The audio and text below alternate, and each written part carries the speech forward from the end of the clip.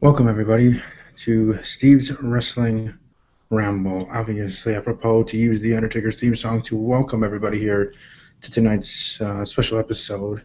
Here, pay-per-view predictions for 2015 WWE Survivor Series. Obviously, he's going to be marking the 25th anniversary of the Undertaker being in WWE. His debut, also coincidentally, also being at Survivor Series when he was the mystery man with the DiBiase and that traditional Survivor Series matchup. So like I said, tonight I'm going to be going over Survivor Series, the card, everything, my predictions, my thoughts on The Undertaker, his career. Do I think his last match is going to be here at Survivor Series? We'll be going to WrestleMania, all that stuff as well will be discussed here tonight on Steve's Wrestling Ramble. And of course, Ramble being part of the namesake, we'll be rambling about a lot of topics in WWE, maybe after going over the card for Survivor Series. But like I said, I wanted to start off with The Undertaker's theme song, apropos to use it here for this episode, and for what this episode is. Like I said, predicting Survivor Series. And as you can also tell in the title below, or the title of this video, period, that I also will be having some guests coming on. I don't know when they will, if they will, but I'm assuming some will, at congruent stages within the episode, whether it's just to say hi for a couple of seconds or they want to actually predict the show.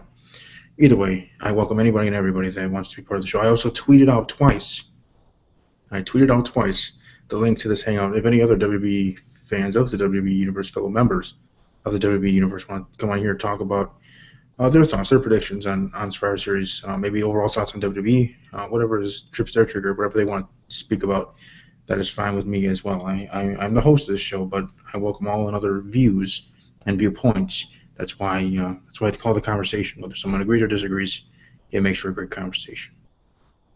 So, with all that being said, I guess I can also promote my other Twitter handle at Talking_Packers, my NFL show. Welcome to like this video if you're looking forward to Survivor Series.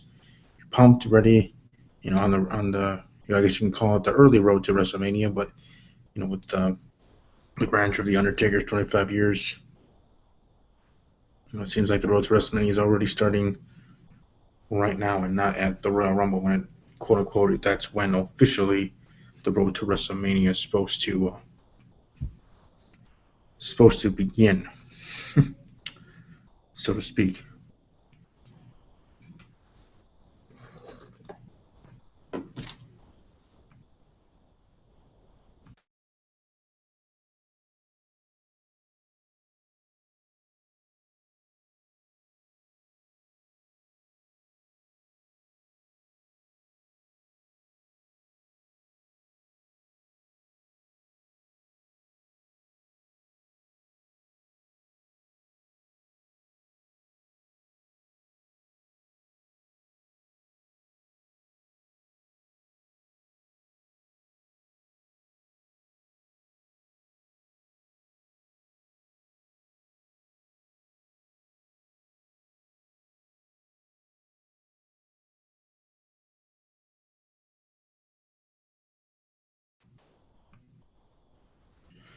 Sorry about that. Had some issues going on. Plus, I was trying to find, anyways, the Survivor Series list here.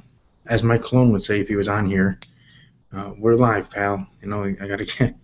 You gotta get your stuff straight before you go on. But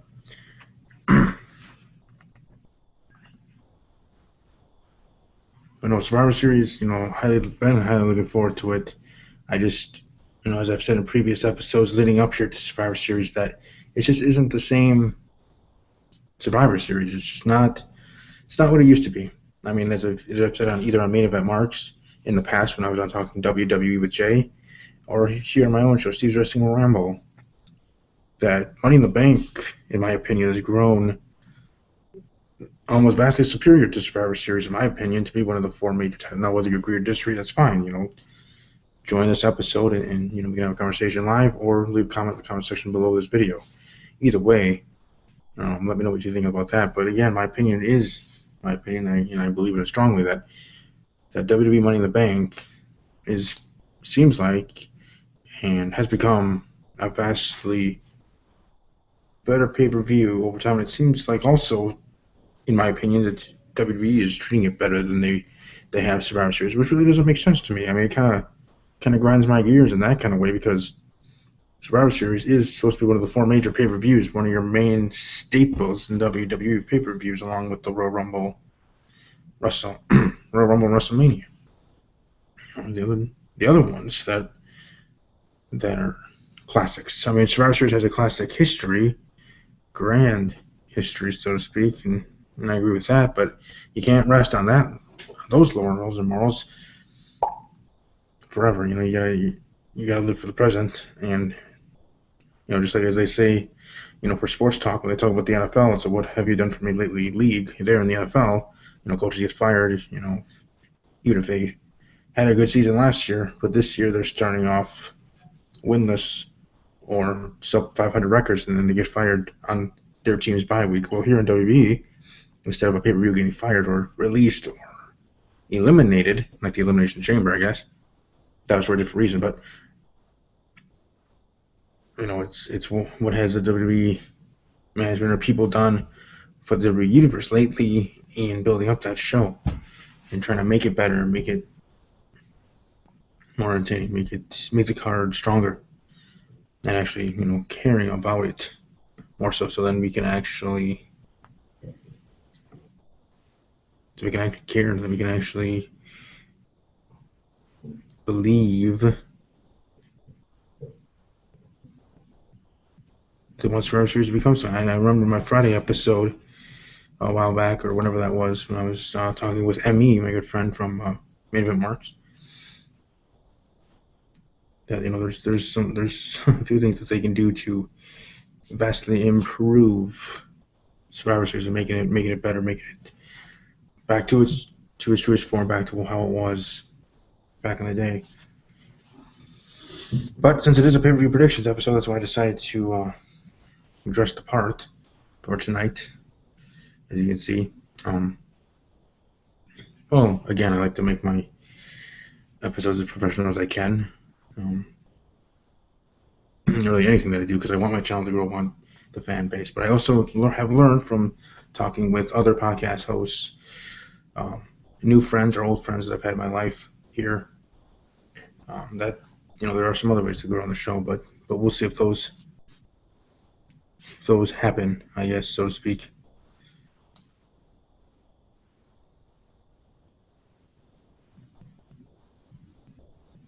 Jeez, I go live and now things don't want to work.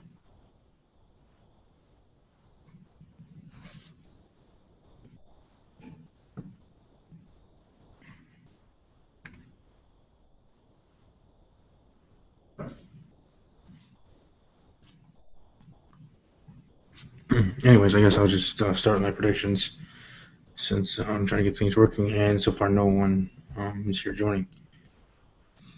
Let's start with Tyler Breeze versus Dolph Ziggler. I don't know if that's going to be on the pre-show or what, but either way, I'm going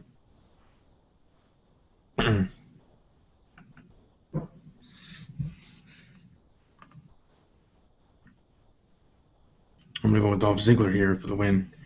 I just don't see Tyler Breeze. This is now his second match, his first match, at least I think, in pay-per-view or main roster pay-per-view.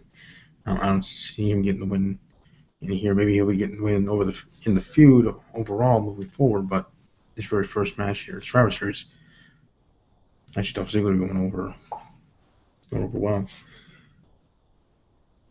Then we have the Divas title match, Charlotte versus Paige.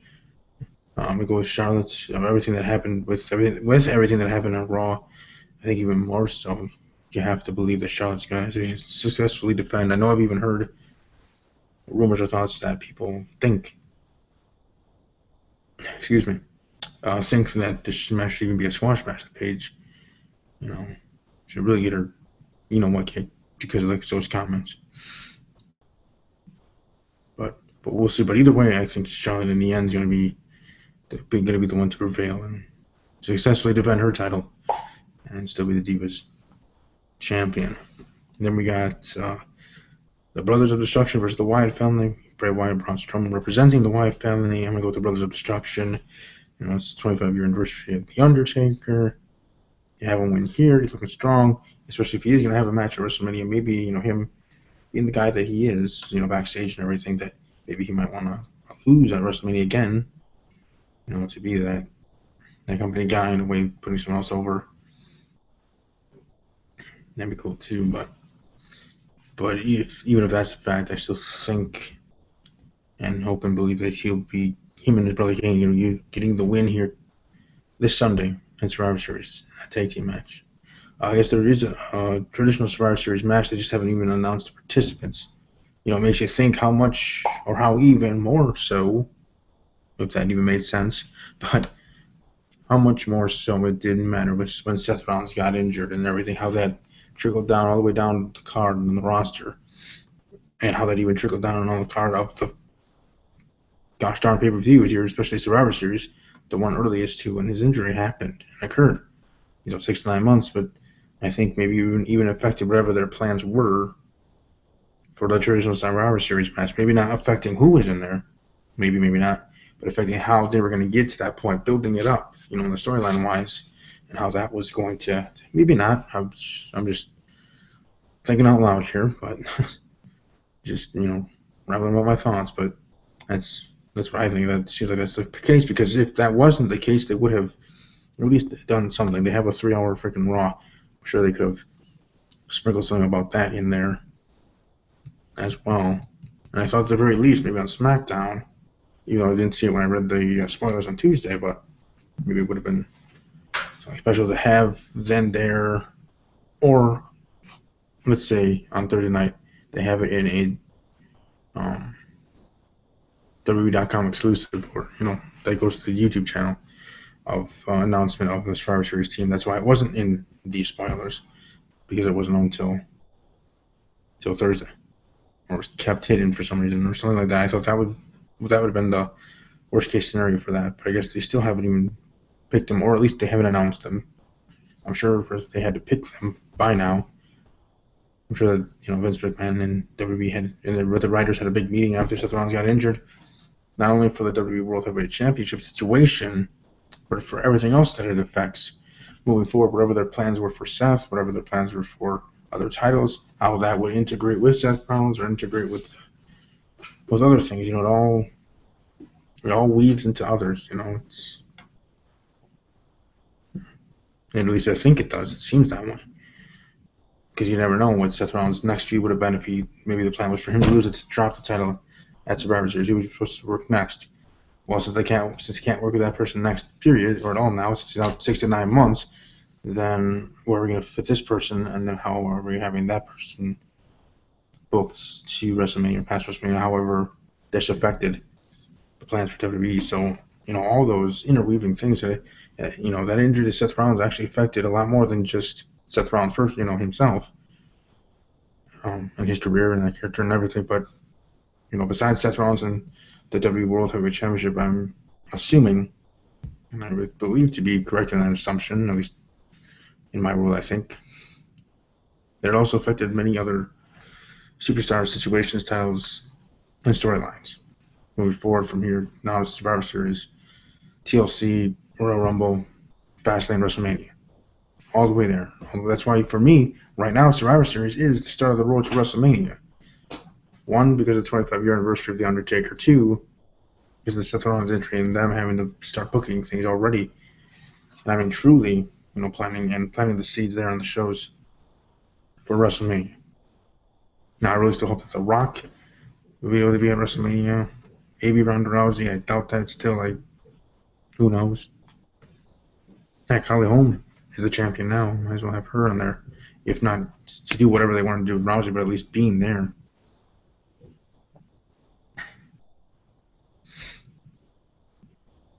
Because you could just have Holly Holmes there making an appearance, and Stephanie McMahon being her heel character on TV and WWE.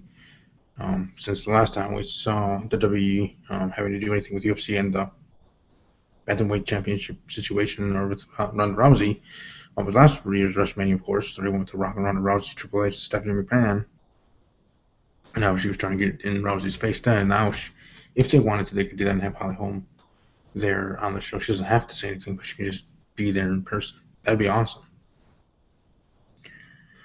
But either way, like I said, it affects, Seth Rollins' injury affects a lot more than just Seth Rollins and the WWE World Heavyweight Championship situation. But speaking of that situation, we now have a tournament. And I said this, I think, right when it came out in my next episode of Caesar's Ramble. I talked about how I wished, or I think I also talked about on Main Event Marks as well, about how I wish that this tournament was a one-night tournament at Survivor Series. That it wasn't just, that it was just on Survivor Series, being like the Games 98 Survivor Series, one of my favorite Survivor Series to date. And my other one actually being last year's. But I thought it would have worked better. It would have been an opportunity for WWE to just let it go, in a way, letting things go. It's an unpredictability kind of thing. That's what a tournament is. That's why I, as I've said previously, love tournaments and those kind of things. At least in the WWE universe's eyes, in a way, it could be unpredictable. At least it should be. Everybody can win. You can have a tournament on one night and be like the other games, or you can have a battle royal to determine, or if they wanted to, they could hold this whole thing off. Go months and months with not crowning a champion or not being able to, or however they would book it with the authority and everything, and have it like a 1992 Royal Rumble. I think it was 92 Royal Rumble. The one time the Royal Rumble actually was for the biggest prize in sports entertainment, the WWE Championship. And that year, Flair won and was crowned the new champion at that time. And they could have done something like that. They could have held it off, had a Royal Rumble, and have the new champion crowned there.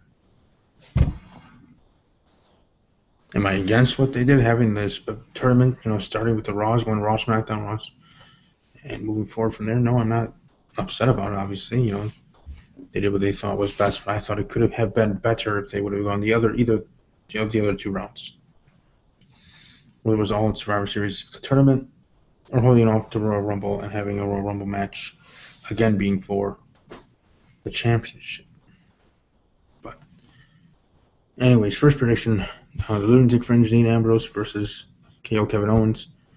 I'm going to go with Dean Ambrose over Kevin Owens. I just don't think it's Kevin Owens' time. It just seems like it's going to be Ambrose and Reigns in the final. It's just like meant to be, like, as Alberto Del Rio said, or used to say, it's his destiny. Well, it seems like WWE wants the destiny of that being their main event at Survivor Series. It just is in the cards, and then obviously we'll see if that happens. Maybe they'll actually try to flip the script on us and have it an OMG moment, an oh my gosh moment, and have KO or Alberto Del Rio win. But I doubt it. I give that a low % chance of happening. So, for my prediction, I'm going with Dean Ambrose over Kevin Owens in the semifinals in the tournament to crown a new WWE World Heavyweight Champion. In the other semifinals, to crown a new WWE World Heavyweight Champion, I have Roman Reigns over Alberto Del Rio. Now, I think it actually could be a good match. I for sure believe that it's going to be going over 10 minutes. It's not just, WWE's not just going to have Roman Reigns squash Alberto Del Rio. I mean, they brought Del Rio in for a reason. They had him beat John Cena for the title. I mean, I wish they would have brought it up a little bit more. Trying to build him up and say that, hey, he can actually beat Roman Reigns. He beat John Cena, and in the way that he did defeat him. Kind of a way to don't look past Alberto Del Rio here at Survivor Series. But no, I'm going to go with Roman Reigns. So the finals, Roman Reigns, Dean Ambrose. Now for my prediction and for my purpose, in that way, I'm going with Roman Reigns. It just seems like WWE's going to stick with their plans. If it was for Roman Reigns to take the title off Seth Rollins, or however, wherever. So I'm going to be predicting Roman Reigns, but I'm surely, as a marketing fan of Dean Ambrose, going to be cheering for Dean Ambrose to be the next and new WWE World Heavyweight Champion. I think he's due. I think it's his time. He could do well with the title. Deserves a nice long title reign. If he does, I know there's gonna be many fans out there like at WWE or at We Love D Ambrose on Twitter and other Dean Ambrose fans out there. Would love that, would want that, would welcome that, would be marking out. And wherever you're watching, whether you're watching at a bar, watching at home, alone, or with friends and family, however, wherever, it doesn't matter. But if Dean Ambrose wins the championship, and there is no cash-in or an unsuccessful cash-in by Sheamus, however that works out, but obviously, in the end, Dean Ambrose still being champion, this guy, me, Steve, I'm going to be very, very happy. Might want to check out my Twitter timeline at that moment at WWE_podcast. And I'm sure I'll be saying some happy thoughts there if Dean Ambrose does win. If he loses, well then it's, it was predictable. That's who we thought it was going to be, Roman Reigns. Okay, yeah, I wish it was going to be Dean Ambrose, but, if the plan is, this, then the plan's this. As Batista would say, deal with it, sort of thing, and I would. But if, in fact, Dean Ambrose does win, whether he turns heel or not, it doesn't really care. I don't really care. So I think he actually can do really well as a heel. I really do. So with the whole lunatic fringe gimmick thing, I think it would be just in his wheelhouse to do well as a heel. But either way, whether he goes heel, doesn't go heel, but if he wins the WWE World Heavyweight Championship, I'm going to be going nuts. Heck, I'm going to be going, I don't know, I guess you can say I'd be going so crazy that people might wish I had a camera on with a live reaction. Because it's going to be that, I don't know about entertaining, but it'll be weird. I'll be jumping up and down and yelling into the camera or something. It might not be 100% professional, but it'll be my raw emotion. It'll be my raw thoughts and feelings there right when it happens. So it's not like a situation where, you watch it live and you have raw emotion, and then you put the camera on later and you rewatch it to pretend you had raw emotion. No, I'm not good at that anyways. It needs to be live right away. If I was even going to do that, watching it, seeing if Dean won, watching the match and being on camera live, maybe with maybe calling it a live show, maybe, of watching Survivor Series, or just obviously just a portion of that match. Obviously, the title would just be live reaction, WWE World Heavyweight Finals, Dean Ambrose versus Roman Reigns to crown new champions, or something like that in the title of the video. But I'm just saying my reaction would be that big that the ones that aren't subscribed to me now, or the new subscribers to my channel, let's just say that they would want that, because me is a big fan of Dean Ambrose, one of my favorite superstars of the current modern era, so to speak. So in the championship, I'd be very, very happy. And that's why I mentioned at We Love D Ambrose on Twitter, because she actually was my last year's winner for my Royal Rumble poll, and that's another thing to promote. I know it's kind of in the middle of everything, but I'm having my Royal Rumble pool for the upcoming Royal Rumble, like I do each and every year. Started last year, the first annual. If you win, since I don't have a high amount of support yet, I can't give you anything tangible like DVDs, T-shirts, or stuff like that. I hope to go at some point to have something like with pro wrestling tees and stuff like that. I really do. Having merchandise for Steve's Wrestling Ramble. But until then, the prize is simply going to be that you, the winner, get to pick whatever you want to DM me or send me a tweet or however you want to reach me, I guess, for the whole calendar year between the 2016 Royal Rumble, when that's over and you win, within the pool, to the start of, to the, Lillian announcing the start of the 2017 Royal Rumble match, not the pay-per-view, not the Royal Rumble pay-per-view itself, but the Royal Rumble match itself, when that bell rings and Lillian's announcing the rules of the Royal Rumble, like he does every year. So from the end of the Royal Rumble 2016 to the bell ringing for the start of 2017.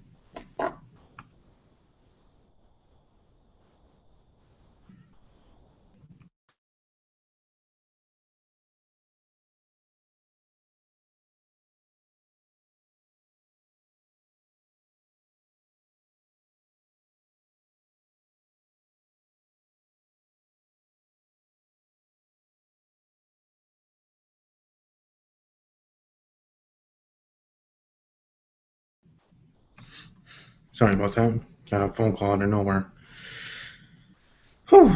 But anyways, yeah, you're welcome to be part of that. Like I said, you're welcome to leave your Twitter handle in the comment section below this video, or just send me a tweet at WWE_podcast. Let me know if you're interested. Either way, however, wherever, that's up to you. But definitely.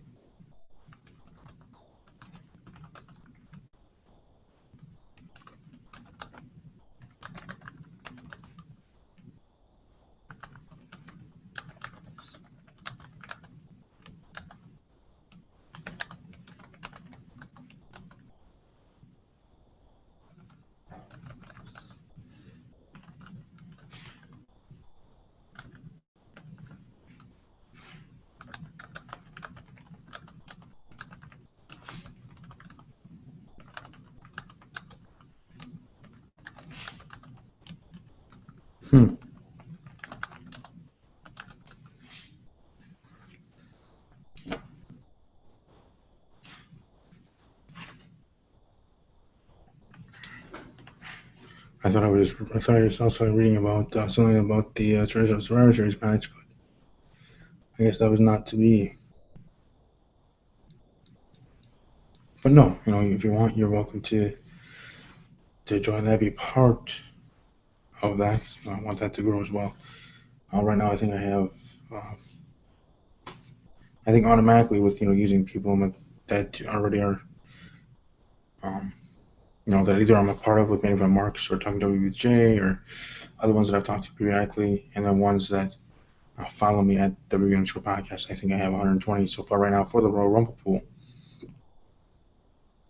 and then some other ones sprinkled in there that actually showed their interest. So it's going to be fun. We're going to see who the champion of that is when we get to the 2016 Royal Rumble. But like I said, I'm predicting that Roman Reigns is going to be the champion, but I'm going to be rooting hard for Dean Ambrose to be the champion, the new WWE World Heavyweight.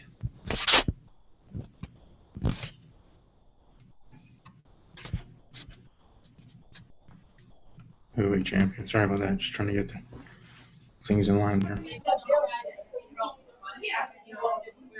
How you doing, Cooter? Are you serious?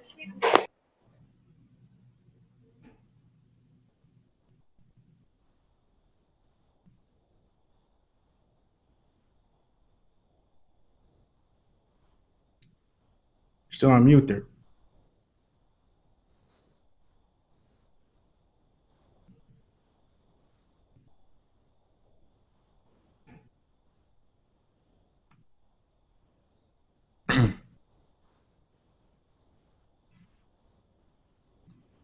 Well, anyways, I guess right now he's on mute. But as I was saying, like I said, I'm predicting Roman Reigns to be the champion, wanting Dean Ambrose to win, and we'll just have to see and find out how that goes. I mean,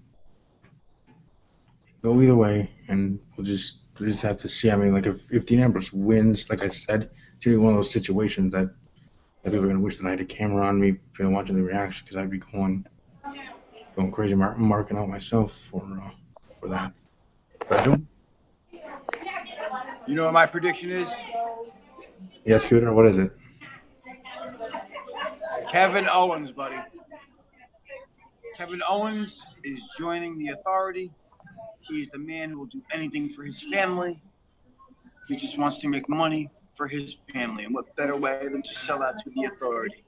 It fits, it works, it's the perfect out. Seth Rollins comes back. It's a perfect mashup. Kevin Owens versus Seth Rollins. Who wouldn't want to pay some serious F money to see that kind of thing there, buddy. Mm-hmm.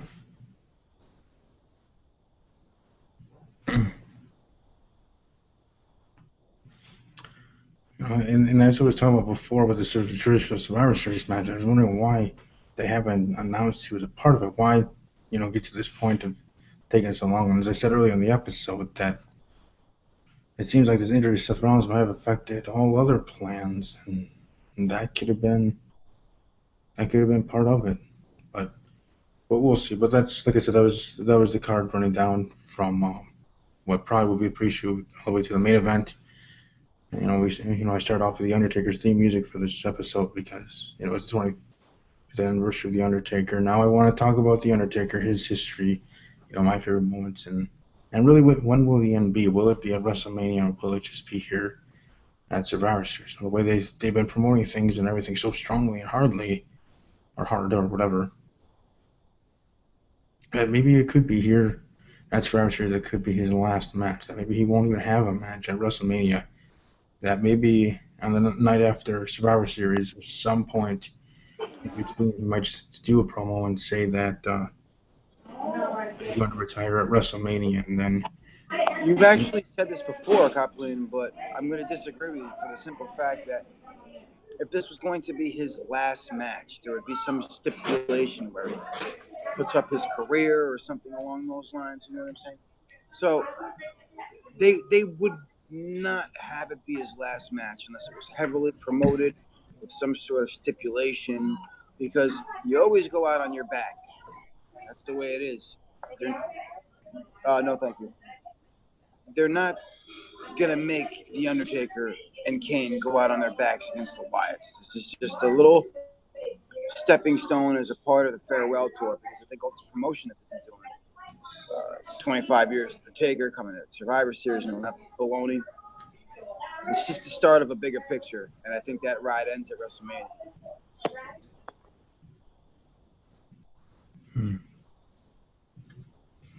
Well, if that's the case, do you think then he would have to? Who would you want him to face there at WrestleMania? Like, I know I was watching some video that I was sharing with others that make thinking that John Cena would be the one to face him. That's the question. Who would you have the Undertaker face at WrestleMania to have his last match with? To have him lay down to? You should put anybody who the Undertaker wants to be in that match. At the end of the day, you always pick the guy that you want it to be your last go around with. We've never seen an Undertaker John Cena feud, at least not in recent memory. I do believe they had a short feud when Cena was still doing the chain gang gimmick, but never had like a really extended program where it would have meant anything, because at that time Cena was just an undercard guy, and Undertaker was, the king of SmackDown, when there was a brand split. So if that's who he wants, I could see that putting the butts in the seats. But if I'm Undertaker,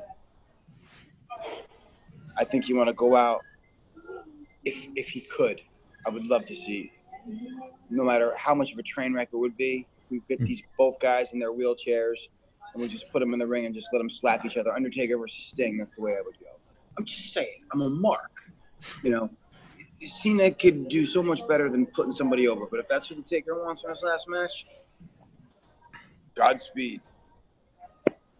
Yeah, I agree there 100%. I've always been hitting the ground and wanting to see Sting Undertaker, but if that's on the cards, if that's not what Vince McMahon wants to do, then he's not going to do it. Gosh darn it.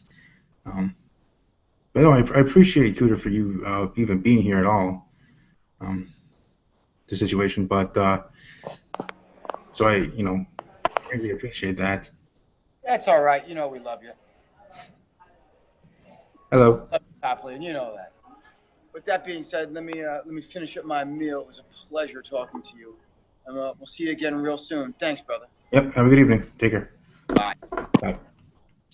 Well, that was really nice of him. I mean, he didn't have to do that. He was, as you can see there, having out to dinner. He didn't have to stop by even to say hi, let alone even actually talk about Survivor Series or the pay-per-view. Because he let me know earlier before the episode that he wasn't going to be able to join. truly join the episode because he's out to dinner, which is fine. I mean, I just told him, hey, that's fine. Enjoy your evening, and maybe you can watch the episode in full tomorrow, whatever. But that shows to me, in my opinion, in the way I look at things, and since I'm a nice guy and whatever, wear my heart on my sleeves, all that other jazz. But to me, that shows a lot of friendship, true friendship in that way. Like I said, he was in the middle of something, and he didn't even have to stop by for any amount of time, and yet he still took time out of his day to come on the show. Like this guy, Mike Cologne. How are you doing? Good. How we doing, buddy? I'm doing good. Cooter was kind enough to join even for a short time. Like I was just telling my audience, he didn't have to, and that was greatly appreciated with what he was doing. Yeah, well, that's what we do. We support our members of this universe. I guess I'm sure you've seen the card. Obviously we talked about it last night on Cooter's show, Main Event Marks, about the pay-per-view. If you want a rundown, maybe get your thoughts a little bit on each match, from top to bottom. If you don't remember a match, I can try to refresh your memory. But let's. Give me 1 second. I have a phone call coming in. I have to take it. Okay. But Go ahead. keep on talking. I'll be right back. Yep, understood. With the Undertaker and his history and his career, it's 25 years, and to me, the Undertaker, my favorite superstar of all time, tied with The Rock. And I know, you guys know that I was going to be talking about this anyway, but it's going to be kind of sad seeing the end of the Undertaker, whether it's here at Survivor Series, excuse me, I apologize, but whether it's actually with the final match at WrestleMania, at the Show of Shows, whenever, however, I know all things have to come to an end. Hashtag get over it, hashtag it is what it is. True, and you're not wrong. But for me, being a fan, being a mark for The Undertaker, for being a mark of Mark Calloway, the man behind the character The Undertaker, it's just going to be, almost an end of an era. Kind of like with the streak ending, WWE's decision to end the Undertaker streak at WrestleMania. That being all sad and whatever for me personally.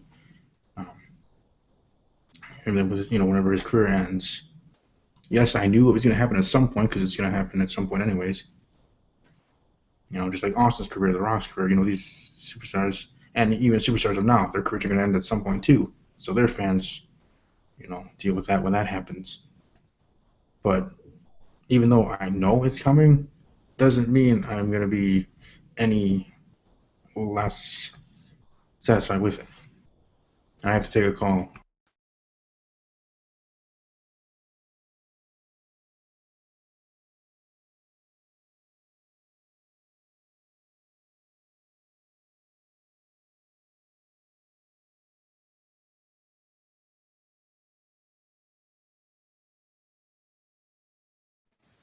All right, I'm back, and you're gone. I guess this is the Mike Cologne show until Steve comes back. What did I don't even know who's watching. I'm just gonna ramble until Steven comes back. Everybody, this is the Wrestling Ramble with Steven Copland featuring Mike Cologne. And I'm here. I was out drinking a little bit tonight. Yes, Mike Cologne. Mike Cologne is here. Thank you for Oh, joining me tonight. I do greatly appreciate it. I apologize. I had to step out for a moment. I was getting a phone call from a family member, so obviously couldn't have that on air. But I don't blame me. I had a phone call from somebody. I went out with a couple of the groomsmen in the wedding party that I'm in. I have a couple of drinks, stuff like that. They wanted to make sure I got home okay, like I was hammered or something. I'm nowhere near. 2 beers will not do me in, ladies and gentlemen. You give me a couple and then we'll talk about it. Till then, I am home safe. Let's talk some Survivor Series, sir. Yeah, bro, you don't even look buzzed. Not even close. No, I'm kind of the same way, only with wine. I'm a wine drinker. What kind of wine do you drink, Steve? My go-to is blackberry. A red wine. Yes, sir. You know, the And lady, then, some ladies love the red wine. and then if well, try to be a connoisseur. But anyways, if I do anything in the liqueur kind of thing, for me, my go-to or whatever people want to think of this is excuse me is Captain and Coke. Captain and Coke is not bad. Captain Coke's good. I think Cooter drinks a lot of Captain and Cokes. Yeah, so if Yeah, I go go ahead. into a bar, I usually go with Captain and Coke if I want to, or like I said, with the wine. Sometimes I feel like in my situation, I know this is not Survivor Series, but just whatever. In my situation, if different bars or different situations, I feel like, oh, I want to be quote unquote more manly. I get the Captain and Coke, and if I don't give an S, if I don't care, then I'll get my wine. Listen, I'll tell you something right now. There ain't nothing wrong with drinking wine. Women love guys who know their wine. I don't know wine very well. I just know red and white. And my ex used to drink a lot of red wine. And it was Malbec cake, something. I don't know what the hell it is. There's so many Hmm. different wines Yeah, there is. like that.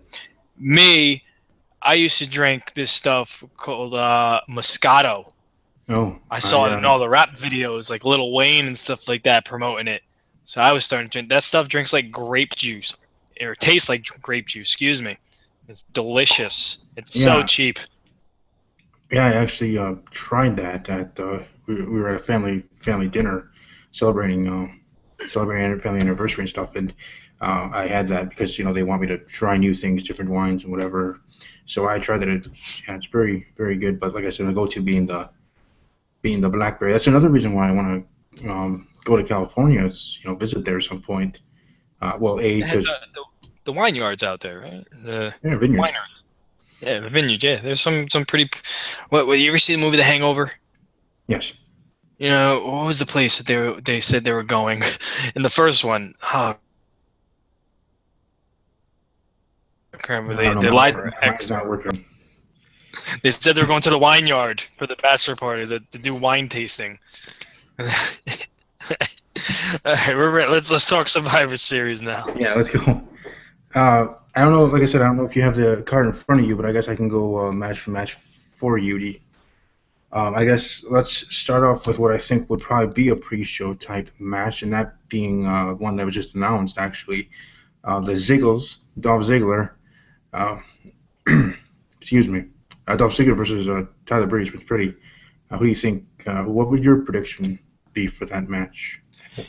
I'm hoping that they give Tyler Breeze the victory in this one. You know, this is young guy, coming out. I think you could do a little bit more with this after if Tyler Breeze gets a victory. I mean, I like Ziggler. I'm happy he's away from that horrible storyline with Rusev, but you still got Summer Rae still in the picture.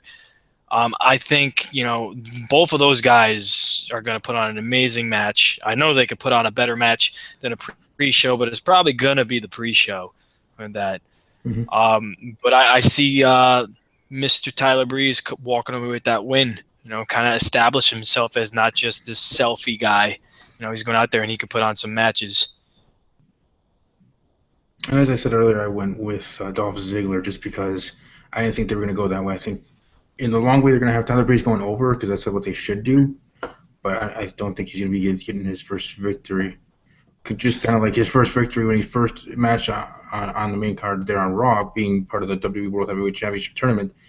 Losing there to the odds-on favorite to get to the finals, Dean Ambrose. In that situation. Yeah, I hated the fact that he was even in that match. It's just your first match, and you're going against one of the top stars in the company. And I'm not talking about Owens versus John Cena. It's just Dean Ambrose. You knew in that setting that he wasn't going to beat Ambrose. It was the writing was on the wall. This was just like a throwaway match. I thought, but I mean, I hope that Ziggler goes across only because like I think the storyline could play out longer when the face is chasing the heel. Mm-hmm. And that, but the other way around, I mean, like Ziggler just gets his redemption, and what do you do with Breeze next? That's my only concern, and that's why I'm gonna go with Breeze. Would you predict or assume or think that this was going to be a long feud or just a short feud, just trying to good for Tyler Breeze now that he's now on the main roster? I hope it's a short feud. I hope maybe they can extend it into the next pay-per-view, but don't go beyond that next pay-per-view. I mean, I don't think you could do much right now with that. Especially with the pay-per-views that are coming up after the next pay-per-view, of course. We get into the heart of the road to WrestleMania. You got Royal Rumble, Fastlane, and WrestleMania. I don't really see it behooving WWE to keep that storyline going into those pay-per-views. I mean, it's big enough for Tyler Breeze, at least it should be for him to be here in for Survivor Series, one of what was the main force, main staples of WWE in pay-per-views, and this Survivor Series specifically being on the card with celebrating the 25th anniversary of The Undertaker as well. So, you got to take what you get as well. Yeah, let's just hope he doesn't get fandangoed. No. Fandango, his first match was at WrestleMania against Chris Jericho. And then next thing you know, he's just gone. Barely making a Superstars match. So let's keep our fingers crossed, because Tyler Breeze is a talent that the main roster fans have not gotten a chance to see yet. The people that don't watch NXT, that guy can go. And if they just let him be who he is and be this, cocky, arrogant supermodel and don't overdo it too much, you're going to see some gold with this guy, especially with Zoolander 2 coming out in a couple months. Yeah. No, that's an excellent point there, Cologne, talking, equating that with Fandango, because to me, I worry that that could be his downfall with his character and his gimmick that is just too goofy, and that WWE will just then pigeonhole him then being a comedy act, maybe a little bit more serious than a Santino Marella, but still in that light that they're not going to give two F's about him in a couple of years or whatever. I hope that doesn't happen. Obviously, I think he can has proven that he can go in the ring, that he can do more, and that he can actually does deserve a push. And I got to be honest, when when Fandango debuted and beat Jericho at Mania and everything, I thought that he was gonna do something, grow from there, and like I said, I'm not gonna lie and say I didn't. I actually did think that was gonna be the case, and maybe it's me reliving that history, making me think that Tyler Breeze might be going down the same path. Maybe it just might take a little bit longer because he is good in the ring and that, but it just might still be. Unfortunately, it still might be the same end game for his career. Just because it just seems like that gimmick and everything. It just seems over the top. Yeah, it should be a fun match though. I think both guys can sell really good, so that might be entertaining to see. Yeah, for sure. Let's go with something else that's going to be entertaining.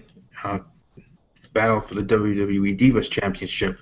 Charlotte's versus Paige, with everything that happened last week, WWE issuing that somewhat apology about the comments, and the WWE fan base, ripping people on Twitter. I actually checked some Twitter feeds, especially with specific hashtags, to say the least, on Twitter before I went live here tonight, because it seems like with that uproar and those opinions, again, opinions, I respect everybody's.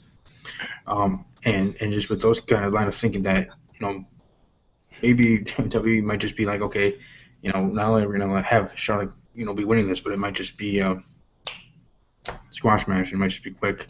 But who do you think's gonna win and why? You know what? If you asked me 2 weeks ago, would you be this invested into this match? I'd say probably not, just because I'm not sold on Paige. I just haven't been the way she's been booked. You ask me now I'm fully invested. Now I want to see what they're going to do with this. Is this rivalry going to extend after Survivor Series, or is this going to be a one and done? Or are we going to see a new champion, and then we're going to have the good guy chasing the bad guy, girl, if you want to be technical, but you know what I mean. You know what I mean? As much as I don't want to see this, maybe it might be good to put the bell on Paige and have Charlotte chase. It'll add a little more intensity to it, more intrigue. I mean, those comments she said of her brother Reed Flair, like I said the other night, controversy creates cash, and a lot of people, whether you hated it, whether you loved it, you're still talking about it, and you're gonna tune in. No one's gonna cancel the network based on that. There's a lot, There's a a, there's a lot lot worse. there's a lot of people that didn't mean to cut you off there, Yeah, it's fine. Go ahead. but there's a lot of people on Twitter that are saying that exact thing, that they're going to cancel the W number because of the stuff that he said. I bet you anything that those men and women, or whoever specifically they are, I don't know, you can't tell with their Twitter handles, but they're not going to be doing that. And they're going to be watching this. And they're going to be more invested. They're going No, to they're really not going to want Charlotte to win. They are going to be the people that are be more invested in this match than even people like us, because they're so pissed off. be. And you want to know something? This morning on my way to work, I always listen to a podcast on the way to work, and Ric Flair has a podcast, and he was talking about the controversy. He had no idea about it. When he saw it, he cried. Ric Flair cries all the time. We know that, though. That's their family, yes. Yeah. But like at the same time, he had a lot of valid points. He's like, Charlotte's brand new to the roster, so maybe if they brought that to her, she's not going to say no so easily like that, because she's scared that if she says no to talent relations that she's not going to be in that spot the next day, because she wouldn't take that sacrifice. So she's not good at saying no to these people because she likes where she is. That could be a case. Mm-hmm. And Ric Flair made another valid point. He's like, you know what?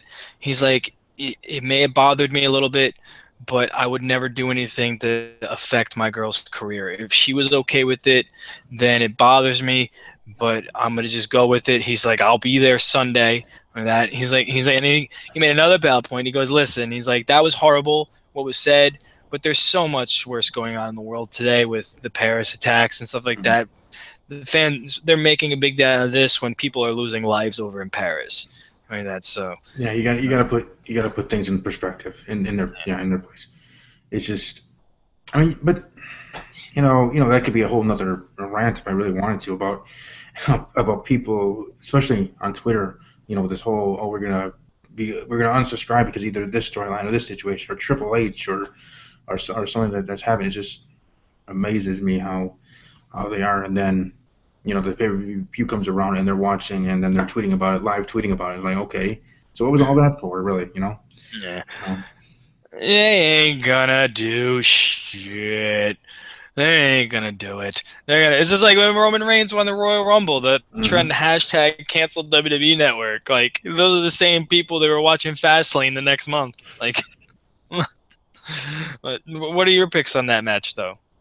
Oh yeah, I went with Charlotte successfully defending. I mean, obviously, I see your side of it too, but I'm gonna go with Charlotte just for the mere fact, to everyone. But I think even before that, because like you said, it was okay by Charlotte, the Ryan team or whoever that was. I forget the guy's name, but anyways, that's sometimes on Total Divas that works in the back there that talks to them. But anyways, whoever decision was. Carano. Thank you very much. Carano, whatever. If he was the one that talked to Charlotte about it, and she said, okay, fine. However, wherever, then that was a plan. And then the point, no matter what, I think, was for Charlotte to win, but they wanted the fans then to get more invested, because, as you said, if that wasn't said at all, if there wasn't that tipping point during that contract signing, then the discussion, whether it's on my podcast or Main Event Marks or any show or anything, would have been like that, totally sucked. Who cares about this match?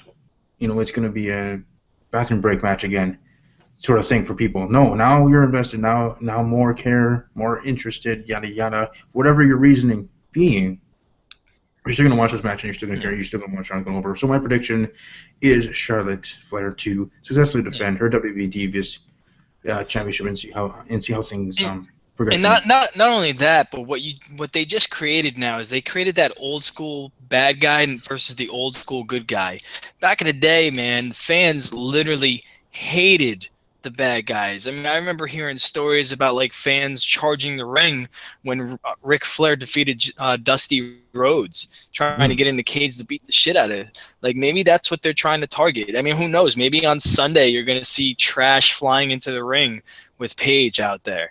And that, like when Hogan turns.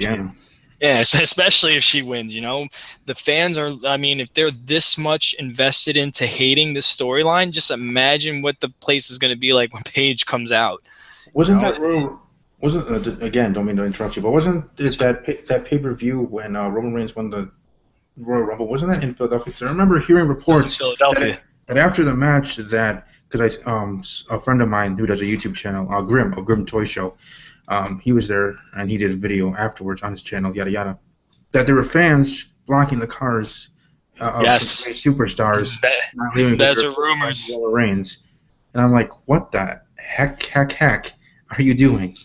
And not only that, but Roman Reigns was a face.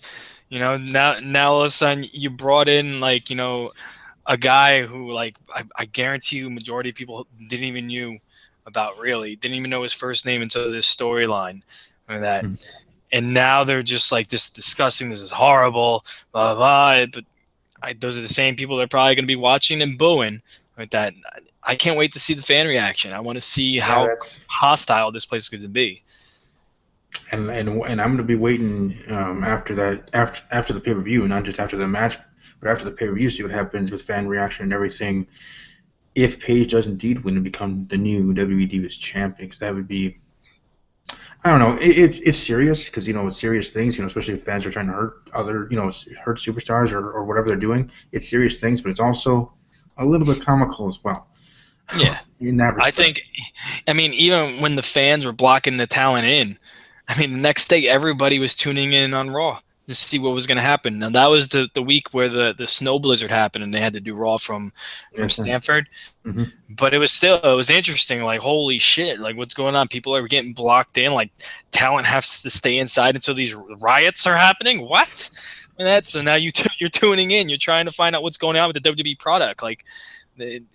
I'm interested. I'm invested in this match. Yeah, and honestly, I think I'm just so invested. I'm invested into this match just as much as I'm invested to see who turns out to be the WWE champion. That's how much I'm invested into it. And that then also equates, or in my eyes, it equates then to how smart, at least in this feud, that in the end the WWE was. Yeah, it might have crossed the line, so to speak, bringing it up. Yeah, this, yeah, that, and again, I respect that opinion. But in the end, Mike Colon and others are now going to be watching this match and wondering what the outcome is going to be to the equivalent of the WWE World Heavyweight Championship. And then again, that's how they're supposed to build, in my opinion, build the Divas title, because obviously that's the number one and obviously only title for the women that is supposed to be way equal to the WWE World Heavyweight Championship. That's their main title. So even in doing that and everything, it's done that. So that actually shows some positive things for WWE as much as people say negative about it. In the next match, I wanted to bring up a match that has no superstars in it as of right now. The traditional 5-on-5 Survivor Series. I've tried to find anything, no announcements. As I was talking about earlier, I don't know if you were able to listen, Cologne, but I was talking about maybe the injury with Seth Rollins being effing up everything with even the plans for this, because maybe the plan was for Reigns to beat Seth, so I was supposed to feud with this person, but this person had now this and here, and then now we have this tournament. Who are we gonna put in this tournament? Then they have to be the ones that don't make the tournament. We're gonna put down here, on this part of the card, or we're gonna put them in the, it's everything, everything being messed up. Maybe not, but anyways, I haven't seen who it was. I'm gonna assume it's just gonna be a face team versus a heel team. I'm gonna also assume the New Day is gonna be part of it as well. Maybe you have the New Day with Mr. Money in the Bank Sheamus and King Barrett, maybe against Usos, Dudleys, and Cesaro or something like that. I don't know. You could do that, or you could do just a jobber match. Get all the jobbers. You got. Well, then if that's the case, I want to see Zack freaking Ryder in that match then. Hey, you got. I actually made my own 5-man Survivors 5-on-5 team earlier, or actually the other day. This is what I want to see for my entertainment purposes, my selfish reasons. I want to see on one team, I want to see Heath Slater, that the man who's supposed to get the U.S. title shot against John Cena, but just never is lucky to do it. I would like that. I want to see the man who's he's a house show specialist. You don't see him on anywhere but house shows. It's Brad Maddox. Throw him in there. Him and Slater, like that. Speaking of Fandango, throw him on that team too. I haven't seen Damian Sandow in a while. Let's just put him in there for the hell of it. And while we're at it, just throw in Bo Dallas just for shits and giggles. That's your first 5-man team. Okay? Your second 5-man team, let's throw Adam Rose in there. Why not? And that. Let's get David Otunga out of the pre-show. Let's throw him in there too. And that. Just throw the Miz in there just so he could just act like he's better than that. Like that, his movie star persona, like and that, and then let's have a mystery jobber. 25 years, everybody's forgetting about the gobbledygooker. Let's throw him in there. Fuck it, let's do it. Excuse my language. That's my jobber match. You know who I'd like to see? It's never gonna happen, but that's just no. That's when the hamster on the wheel just starts running like that and thinking about all these people. Let's just do that. Why not? I know after seeing the segment they had on SmackDown with the WWE World Heavyweight, contenders and the tournament and on Miz TV and everything, and R-Truth there, that was hilarious. I think with that, R-Truth deserves to be in the 5-on-5 traditional Survivor Series. I left out R-Truth. I did. Wow. It's hilarious because the first time that happened around Money in the Bank when he came out and he thought he was in the match. That was in July, and then they waited so long, and it was just the right moment because you just never expected him to do it. And I think they need to do that every couple of months. Just when you have a match with multiple people for big stakes, R-Truth just randomly comes out of nowhere. And that when he's not even in the match. I found that to be hilarious. I saw the videos of it this morning. It was he's just too funny. It was just way too funny. Yeah, that was hilarious. I watched it 4 times in a row because it was so good on the WWE YouTube channel, on their page there. That was gold. So for that, I would, in my eyes, would want to see him in the Survivor Series and him being the sole survivor. I think that would be him and Little Jimmy. That'd be totally awesome. But anyways, so even with not knowing who's gonna be in it, assuming it's just gonna be a face team, heel team, so I guess which side would you think then? Would you predict to win, the heel team or the face team? You know what? It's gonna be a traditional Survivor Series match with no, implications with it, no nothing. It's gonna be a face team that's gonna go over. Yeah, and I agree 100% there too. Face team, especially if it's the face team that I assume it's going to be. Okay, now on to more serious matters. The semifinals, the first semifinals to crown a new WWE World Heavyweight Champion. Let's start off with what I would say the hardest of the two to predict. The Lunatic Fringe, Dean Ambrose versus KO Kevin Owens. Who do you have in your predictions and why? You say it perfectly. It's a hard match to predict because you have the obvious, the writing on the wall that everybody knows it's going to be Ambrose that's going to go over. But they're investing so much stock into Kevin Owens right now. He's the top, in my opinion, the top heel in the company. The way they're behind him. I don't know if you got to catch that interview with Michael Cole on Wednesday morning with Kevin Owens. That was amazing. How he's rewriting his own history. They say he wants to be in his mind, he's going to be the very first guy to ever hold the IC title and the WWE title at the same time. When, you go back in history, Ultimate Warrior did it before he relinquished the IC title, and Triple H did it. And Michael Cole pointed that out to him. And Kevin Owens' response was, "You don't understand this. When I come in, history begins. This is new history." And that, so yes, I'm going to be the first person in history to do this. And it just, I think I would go nuts. I'm pushing for Dean Ambrose.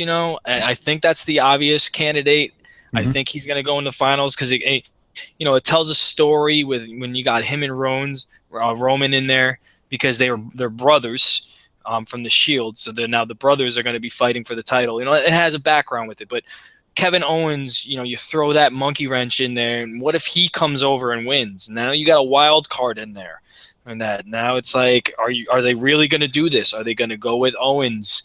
Are they going to do the obvious and put it on Reigns?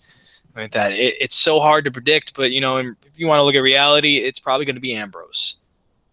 Yeah, and that's where I went to. I went Ambrose over Owens. I just think, in my opinion, I just think it'd be just too early for Owens. Whether even just to get to the finals, let alone win the championship, I don't see it being in in the plans and the cards for him. The next one, Roman Reigns versus Alberto Del Rio. For me, That's for that's me, I went with Roman Reigns. I'm going to assume you're going to go with Roman Reigns as well. yeah, that's just simple to pick. That's like that's not. I can't even think twice about that. I'd be shocked if Roman Reigns loses that and Alberto Del Rio goes through, because to me, Del Rio, I mean, amazing guy in the ring. He's a good talent, but this whole gimmick with him and Zeb Coulter doesn't work. It doesn't feel right, and I don't see him getting past Reigns. I don't. I don't either. But what I think WWE should do to try to get that nugget in the minds of the WWE universe that maybe he'll lose, even though I don't think it's going to happen, is bringing up more about him when he came back. He defeated John Cena the way he defeated John Cena almost seamlessly. So you think a guy that beat John Cena on his first night back so quickly, and in the way that he did that he can't beat Roman Reigns when he beat John Cena, the face of the company, the man that never gives up, and all this other stuff. That at least from try to build upon that. At least to try to show that doubt in mind. But no, I'm going to go there because it would be very surprising to me if the finals ended up being Kevin Owens versus Alberto Del Rio. So now we get to that's a valid point. Before you go into that, that's actually a good point that you brought up. The fact that Alberto Del Rio he beat Cena clean, the face that runs the place, the top dog. He beat the guy who was previously beating your world champion clean. He beat that guy clean, and that. Mm-hmm. So it's like now all of a sudden he's just gonna lose to Roman Reigns. The booking is just so weird. It really is. Unless they just out of nowhere he beats Roman Reigns, that's going to be the shock value. I wouldn't invest into that. I don't know. I just don't feel it. Yeah, I mean, I'm behind him, because he's a great athlete, being of his Hispanic culture and all that other stuff, in that way too. But yeah, I don't see him winning this. It'd be nice to see him win it. Heck, to be completely honest, it'd be nice to see him as Technically, world champion. You want to look at you want to look at a linear championship, okay, a make-believe championship. Technically, Alberto Del Rio is the linear world champion right now because Cena beat Rollins. That gives him the linear world title, and Alberto Del Rio beat Cena. So technically, you have a world champion. It's just make-believe right now. If only that was if only that was real. If only that was actually tangible. Ah, jeez. Now I gotta turn that on. But anyways, let's move on. I finally found those effects. Anyways, moving on to the main event, cream of the crop, or at least, for this title picture, before we get to the Undertaker match.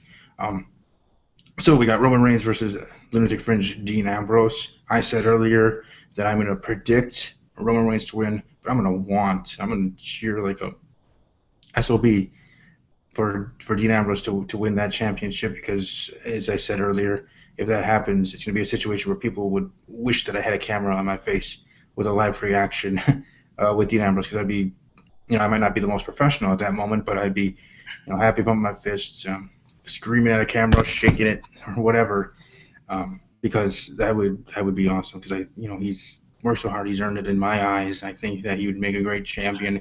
That he just has to actually have the cojones to put their faith in Dean Ambrose as their champion.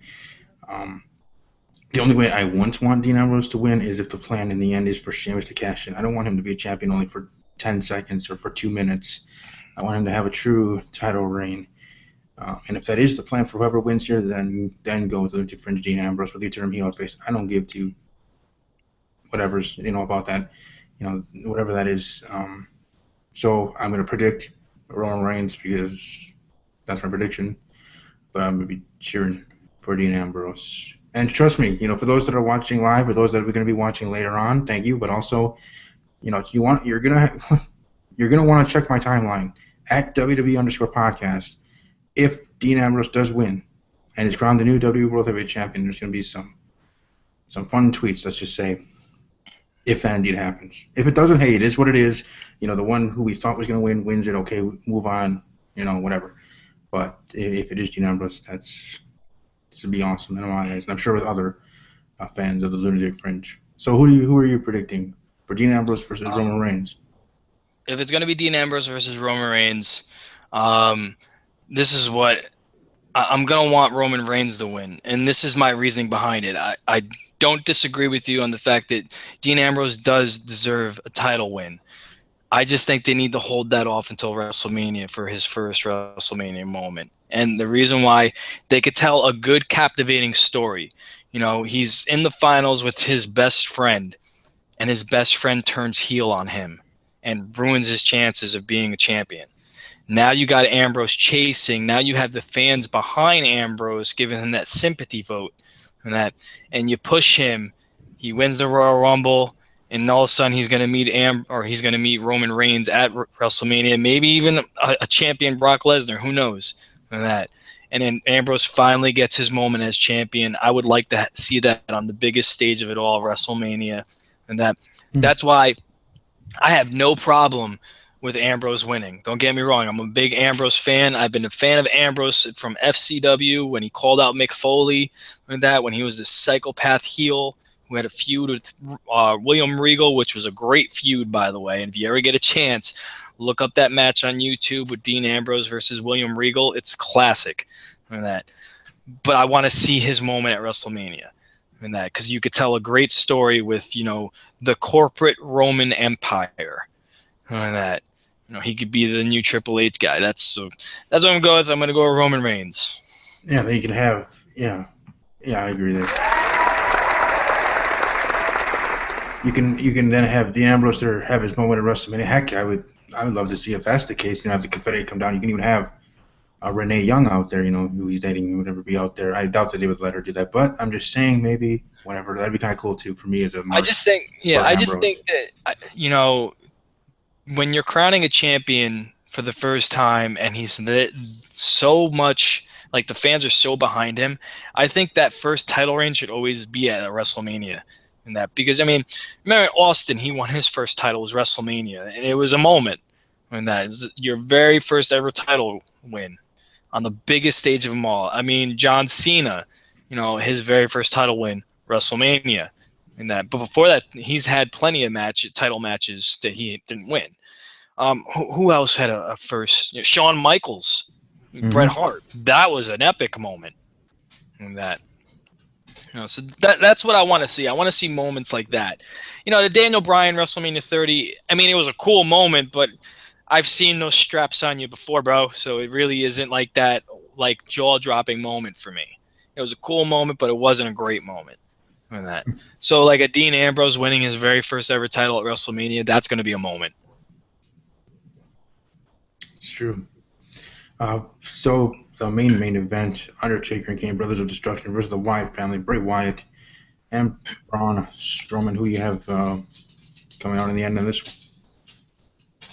You know what? I think it's going to be the Brothers of Destruction. I think this is what they're doing. They're going to have, this tag match, which will eventually. I think they're going to pull one on us because they advertise it's going to be Bray Wyatt and Braun Strowman who's going to be representing the Wyatt family. Mm-hmm. But I think come the day of the match, Bray Wyatt's going to step aside and one of the other guys are going to step in. And what that's going to do, that's going to lead into a one-on-one match, possibly at the Royal Rumble. Where you're going to have a one-on-one with Wyatt Taker. I don't see, even though he's advertised, I don't see, Bray Wyatt participating in this match. I think he's just going to play those mind games with Taker, and he's going to just pull himself out. Yeah, like I said, I went to the Brothers of Destruction as well. I just think with the celebrating 25 years of Undertaker and all that other stuff as well, just doesn't make sense. And if the plan is for Undertaker to actually have a match at WrestleMania, it would make more sense to have him win here, and then if the plan is for him to lose at WrestleMania again, then that's fine. Then he retires and goes off into the sunset that way. I got a question for you. Sure, too. What do you think closes out Survivor Series? Do you think the finals, the WWE Championship, or do you think is the Brothers of Destruction? That all, in my opinion, that all has to do with how they're going to be booking this finals. If it is going to be Dean Ambrose, Roman Reigns, and who they're going to have turn, who they're going to have champion. If let's say they do have Micah Ambrose win or however, I don't know. I think then they would want it to have be in the main event. Now you have the 25-year anniversary thing for the Undertaker. He definitely should be the main event. So with everything that I've said with my predictions and everything that I think is going to be going down at Survivor Series, I'm going to say that I would venture to guess and predict that to close off Survivor Series 2015 will be the Undertaker and Kane versus two members of the Wyatt family, right now being Bray Wyatt and Braun Strowman. I think that's where they're going to go because of this highly promoting of the Undertaker and all the special videos and vignettes and other things for that. I think. Because really, I think them doing all that, it kind of would be a disservice, a disjustice in my eyes as a WWE fan and supporter of The Undertaker for all these years. If they don't have him in the main event here in Survivor Series, even with this situation because of Seth Rollins' injury, we have this tournament. Now maybe it should be as the main event. But the plan and all was to have Undertaker be it. So stick to that plan. Have him end the show. But which one do you think is going to end the show?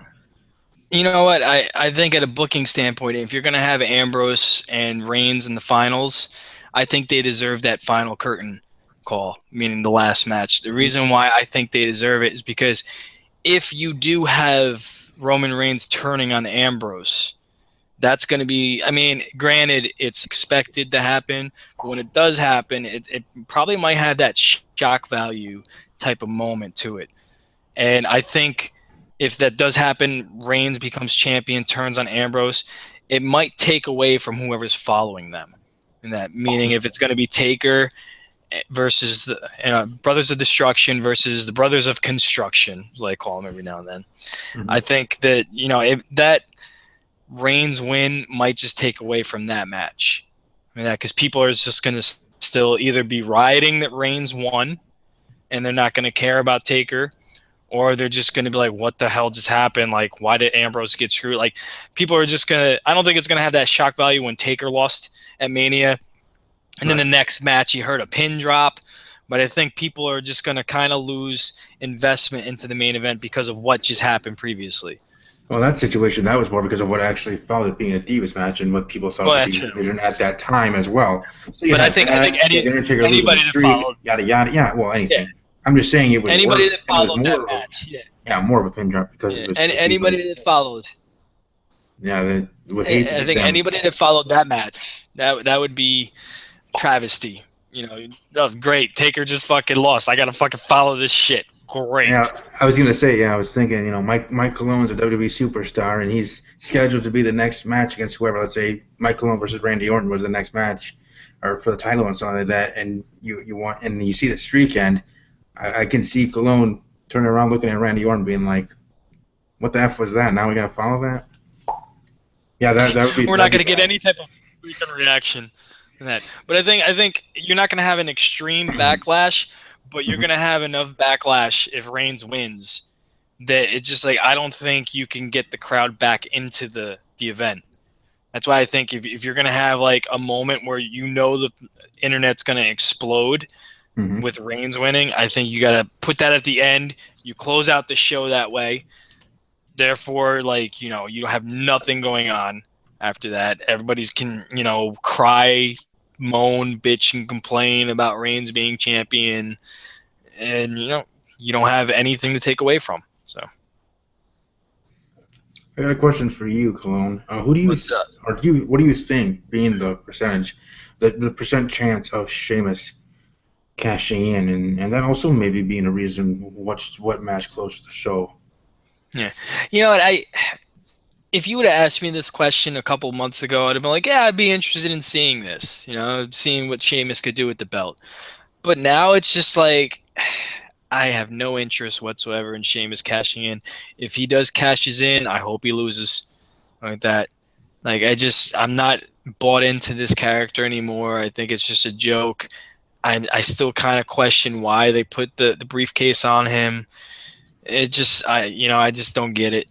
I think they're gonna try and tease something with Sheamus because I don't know if you noticed, but I haven't seen Sheamus on WWE TV in a while. So I think they're kind of keeping him hidden, gone, forgotten. You know what I mean? Like what's that saying? Oh, I had to think of the saying. I'm bad with sayings past couple days. I can never get the sayings out. And that it's like I'll think of it. I'll get it before the end of the show. I swear. I know what you're going to, but for me, I give it I give it 50-50 really because you just don't know, especially who they're gonna have I got it. I'm winning the sorry to cut match. you off. It came to me. I had an epiphany. Out of sight, out of mind. There you go. Sheamus is Honestly, out I of don't know. sight, therefore he's out of your mind. And you They try to keep him on for a and while. you try to get that shock value of him appearing out of nowhere to cash in. Yeah, I mean, because that's another way it could go. Sheamus could cash in, become the new champion, and nobody turns heel. Sheamus is your heel champion. You know that. I You mean, know, I they could do that to get out of it.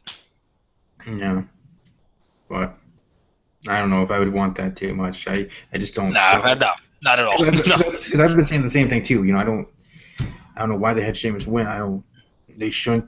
They shouldn't have even had him win. And now that they had him win, I hope kind of hope that whenever he does cash in, it is unsuccessfully. But I guess we'll have to wait and see.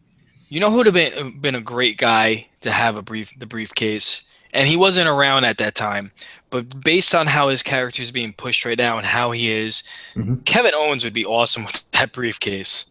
Mm. Oh, it certainly would be entertaining. Yeah, it'd be very entertaining. I mean, I don't see him running to the ring, but I just find it pretty funny with him in that. Yeah, I I don't know. I mean, and then another thing to think about with just the WWE is the whole Daniel Bryan situation. If he's ever going to come back and wrestle again, and as I've said either on here, other shows, or whatever, that I just think that it's going to get to a point where he's going to have to retire, whether forced or Yeah. his wife tells him that maybe he should. You gotta, for Daniel Bryan, who, at least from what I've gathered from interviews or Total Divas or whatever, that he in a way can be stubborn in his ways or in his thinkings and his whatever's. That maybe his wife will have to tell him that you need to look big picture. That you want to be your future. You want to have kids. You want to be a father. You want to do this. You want to do that. And if you try to go back there and you get injured and even more severely injured with a paralyzed or the extreme, that it really wasn't worth it. So I think it's just gonna go to that point. I don't think he's coming back. Yeah. I mean, I would love to see Daniel Bryan back. Hopefully, he comes back without the beard. Cut that hair. Stop looking like, Teen Wolf, Michael J. Fox. And that you see that movie Teen Wolf? Teen Michael Wolf? J. Fox. No, I haven't seen it. Google a picture right now of Michael J. Fox Teen Wolf, and I'm telling you, it looks exactly like Daniel Bryan right now.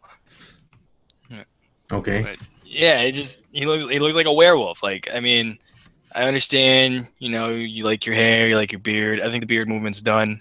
Come back, you can still have a beard, just trim that shit. Cut your hair. Like the way he looked when he was in Team Hell No. I think that was a good look. Look at that. Get rid of this nappy beard. Yeah, I'm pulling it up right now. Yeah, they're pretty interesting. Yes. Screen share it. Like, oh my gosh. Now, especially this one. It's a little more scraggly, so to speak. But yeah, definitely. He has that facial hair going for him. I don't know.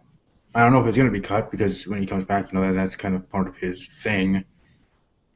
You have that Teen Wolf pick? Yeah, I have it. Screen share it so the fans who watch now and later can see what I'm talking about. There he is. Daniel Bryan. That's funny. That'd be funny if they actually Michael had J. Fox Teen Wolf. they actually had a superstar with that gimmick with just being like a whole like a Teen Wolf or whatever Sasquatch. That'd be kind of weird. Oh, that was a great movie too, Teen Wolf. I'm a big '80s buff. I like '80s movies. That was one of the classics. And I'm on the other side. I like '80s music. Oh, I love '80s music. I listen to a lot of '80s music. I was Mm-hmm. rocking out today to some '80s music. Yeah, I was. I had Survivor on today. Rocking out to that. What else was I Oh, rocking? I had some some Journey songs this afternoon. Uh, "Love Is a Battlefield" by Pat Benatar. Oh, what was I listening to? A And some Journey today. others. I had a Journey song blasting yesterday. I have it on my playlist. Hold on. I'll tell you Yeah, right now.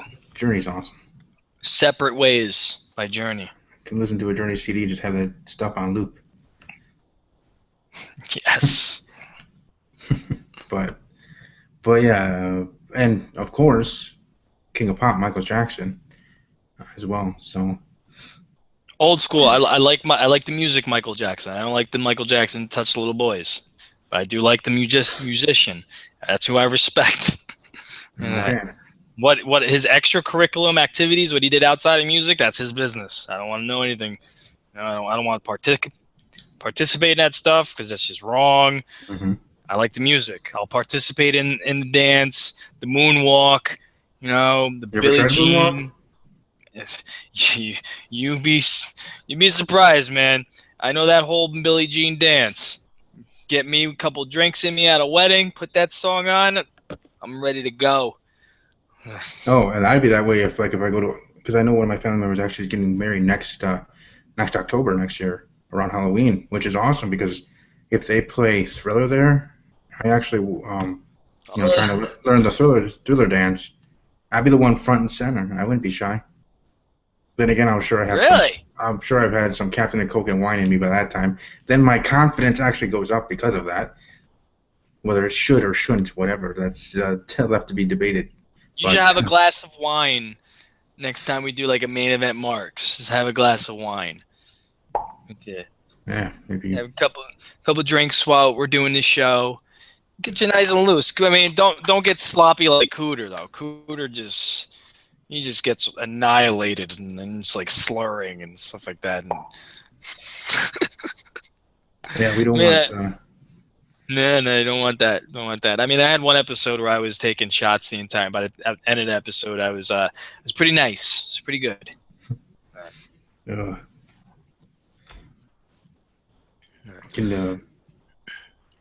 I don't know. Maybe we'll see. How about that? I usually don't like to, whatever. Like maybe I was gonna find my title belt because I know everybody was sharing yesterday.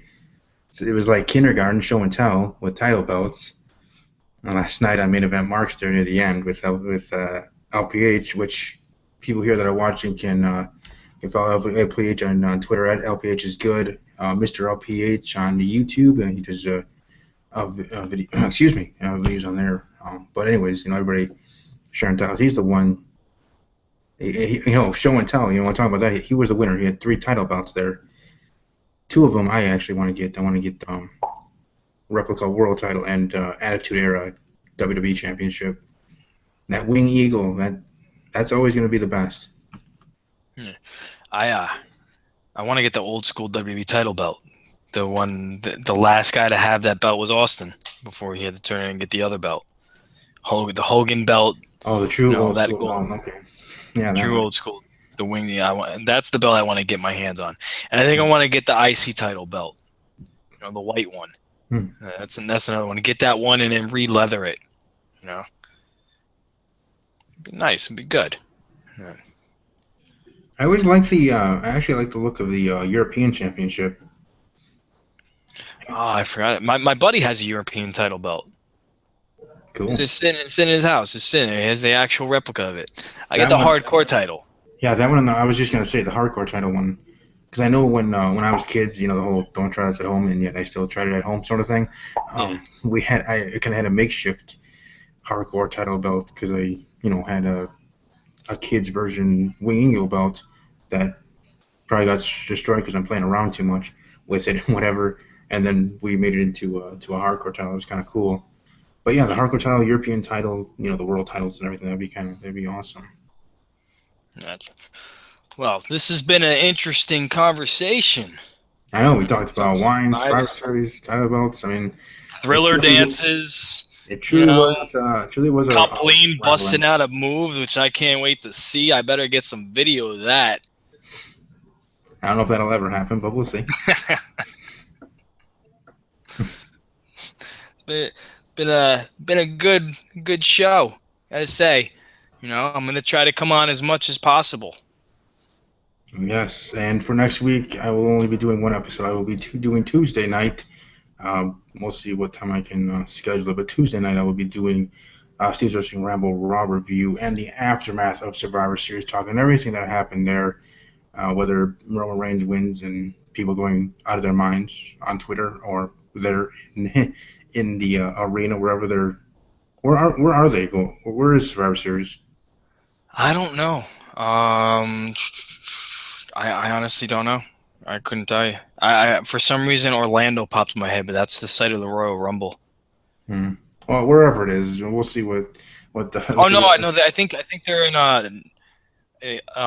because I know the next night Oh wait, they're aren't they in in Atlanta, Nashville. Georgia? I think so because the next night they're in Nashville, Tennessee. Yeah, because I thought someone was bringing up, there was a different podcast or something I was watching or listening to. Somebody bringing up about Atlanta, Georgia being the place for, maybe that's where Roman Reigns should win because whatever. So maybe, but we'll see. But like I said, this Tuesday I'm going to be doing an episode of that. Wednesday at some point I'm going to be doing Talking Packers with Steve for my next week's predictions, because on Thursday, Thanksgiving family, and then Thanksgiving evening I will be in Green Bay. So if you're watching the NFL game, it's prime time. It's gonna be the only game on TV. So if you're an NFL fan, you're gonna be watching, and I'll be there. Obviously, I don't know exactly where I'm gonna be sitting, so I can, not like I was going to share that, but but maybe I'll be in camera, be one of the random times, not the actual during gameplay times. But anyways, that's where I'll be Thursday night. So I'll be busy then. But like I said, Tuesday, definitely people check it out. I'm going to be seeing if other people can join me. I do like having more and more people on this show, actually having conversation back and forth, not just hearing myself talk for 20 minutes or an hour. Actually having other people's opinions, whether they agree or disagree, makes for a good conversation. And having that interaction, whether I have it full, that would be my ultimate goal for Steve's Wrestling Ramble episode, or even Talking Packers with Steve episode, having it full with 10 total people, me, my host as well, talking WWE or whatever. And I think the best times, or the most likely for that to happen, is when it's pay-per-views. In all honesty, it just is. I mean, obviously you want it anytime, but I think those are the ones that other people would actually be okay, to be on there, because it's either predicting it or the aftermath, that you can get a good amount of people on, and just talk WWE, talk, like here will be Survivor Series or whatever pay-per-view it is, especially when we get to Royal Rumble, WrestleMania, that would be the best time to have the most, to get everybody's opinion, everybody's prediction, because on Sunday when we go through it, and I see, how everybody does with their predictions, like I had Cooter earlier, Michael now, see who wins here on Steve's Wrestling Ramble, with predictions, because I believe there were some that were different. Obviously, Sunday morning I will be rewatching this episode again and writing them down to make sure I have everything verbatim, and then we'll go from there. Also, again, I would like to promote my Royal Rumble pool. Right now, I have about 80 actually confirmed. So if you're interested, you're welcome to shoot me a tweet, again, at WWE_podcast, as you can see in the banner below. And let me know that you're interested, and I will put your name in the hat, and then I'll be drawing the Saturday before the Royal Rumble, and then 2 hours to an hour before the Royal Rumble pay-per-view starts, I will be tweeting out to everybody their number, so they know what they have. And as I say, I don't have anything tangible yet for prizes. I hope to at some point be able to have a shop on ProWrestlingTees.com. For now, there's not the case. So for the winner, for a whole calendar year between the Royal Rumble events themselves, you get to pick topics for my videos whenever you feel that you have something in your mind that you might want to get my opinion on. And it doesn't just have to be WWE. It can be whatever your heart desires. So again, thanks to everybody that's watched live and will be watching later in archive. I greatly appreciate it. Click the like button. That definitely helps as well. The growth of this podcast and this channel. Subscribe if you're not subscribed, of course, and share and all the other fun stuff as well. So have a great weekend. Enjoy some NFL football. Enjoy Survivor Series. I will be live tweeting I'm sure Cologne will beat Cologne. I'll let the people know where they can find you on Twitter. You can find me at Mike Cologne for real. That's Mike Cologne, Colon. It's not colon, it's Cologne. And that the number 4, the word real. I hope you guys know how to spell real. If you don't, I'm sorry. And that, but yeah, Mike Cologne for real. And that, find me on Twitter. What's up? I don't mean to be an arse, but when I first was on Main Event Marks, and I saw what your Twitter handle is because you have your banner sometimes there on that show, and I saw the at Mike Cologne for real, and I'm like, is this guy trying to be like a celebrity with the for real thing? Like everybody like is or the real Skip Bayless or at real something or whatever. And I'm like, okay, so Mike Cologne for real, he must be big time. I literally just came up with that like out of the drop of a hat because my old Twitter handle used to be Minority Mike. And I just decided that the name Minority might be a little too controversial. I had that name for a long time, a very long time. And I decided, I was like, I got to drop the word minority. I outgrew that name now. I'm not a minority anymore, even though I am a minority in this world. Not a minority. So I dropped it. And I was like, what can I use? You know what? I really don't care. Mike Cologne for real. Let's do this. I am a real dude. He is real. Because I see now that the reason people use the for real or the real with their Twitter handles is because they're celebrities for one, and then second, there's a lot of other people that are pretending to be them, so that's why they have to put the real to share that this is the real one. So I was thinking, hey, Mike Cologne must be some cool ass celebrity, and there must be like 10 other at Mike Colognes that he's like, no, hey, I'm the one that has for real. I'm the real Mike celebrity. Cologne. I'm a celebrity in my own head, Coupling.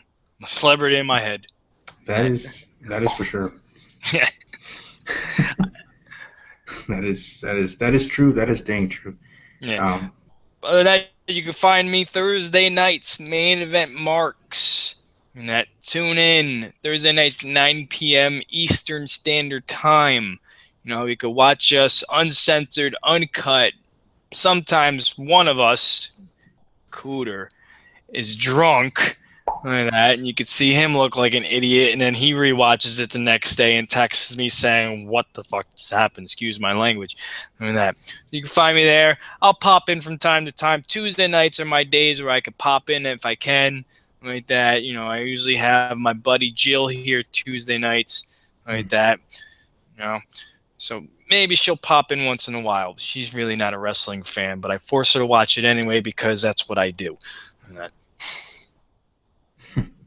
Yeah, definitely people check it out. I do have it on the right side of if you go to the front page, main page of my channel, on the right side, you will see Main Event Marks along with the Royal Order of the Holy Mackerel, Team Boy TV Live, and I still have Talking WWE with Jay as well. They're on the right side in that banner where I have under other places that you can find me. So again, thank you to everybody. Enjoy your weekend, and as always, take care.